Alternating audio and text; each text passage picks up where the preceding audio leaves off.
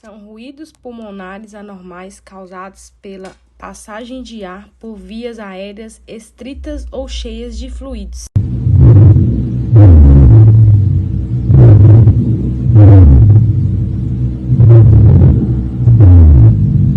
São de baixa tonalidade decorrente da obstrução da via aérea próxima, seja por deformidade dos septos nasais ou por acúmulo de secreção.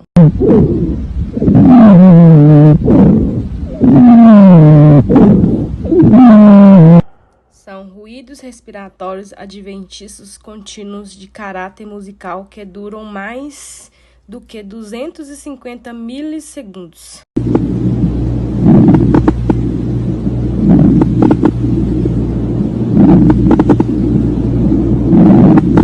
Ocorre no final da respiração, possui em alta frequência aguda e tem curta duração, e costumam aparecer no fim da expiração. A ausculta pulmonar é realizada com o objetivo de ouvir os ruídos respiratórios, sendo parte imprescindível da semiologia do tórax no diagnóstico.